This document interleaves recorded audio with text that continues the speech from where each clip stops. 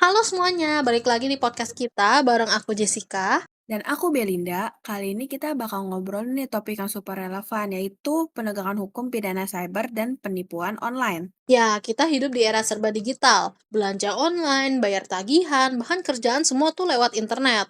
Tapi sayangnya kejahatan pun juga ikut pindah ke dunia maya. Sebelum bahas penipuan online-nya, kita harus paham dulu nih cabang hukum yang terkait. Secara garis besar, hukum dibagi menjadi dua, yaitu hukum publik dan hukum private. Hukum publik itu mengatur hubungan antara negara dan masyarakat.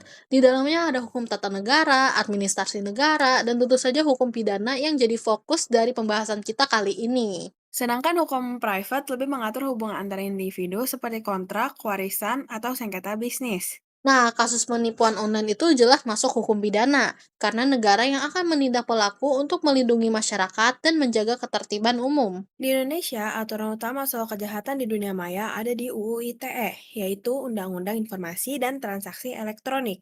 Benar, misalnya pada pasal 28 ayat 1 UU ITE yang melarang penyebaran berita bohong yang merugikan konsumen. Ada juga pasal tentang manipulasi data elektronik, peretasan, dan penipuan digital. Tapi jangan lupa, KUHP juga masih berlaku loh. Jadi kalau ada unsur penipuan, pelaku bisa kena pasal 378 KUHP dan UU ITE sekaligus.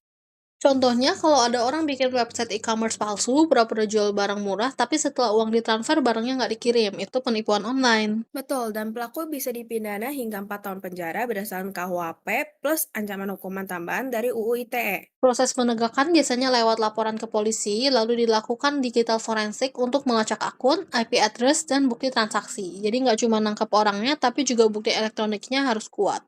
Dan tujuan penegakan hukum ini bukan cuma untuk menghukum, tapi juga memberikan efek jera, mencegah kasus serupa, dan memberikan rasa aman bagi masyarakat. Jadi, kesimpulannya, hukum pidana cyber penting banget untuk melindungi kita di dunia digital. Makanya, kita sebagai pengguna internet juga harus hati-hati nih. Jangan mudah kasih data pribadi, selalu cek kebenaran informasi, dan kalau jadi korban, segera laporkan. Biar makin banyak kasus yang bisa diusut dan lingkungan digital, kita jadi lebih aman. Oke, jadi itu dia obrolan kita hari ini tentang penegakan hukum pidana cyber dan penipuan online. Sampai ketemu di episode berikutnya. Stay safe and stay smart.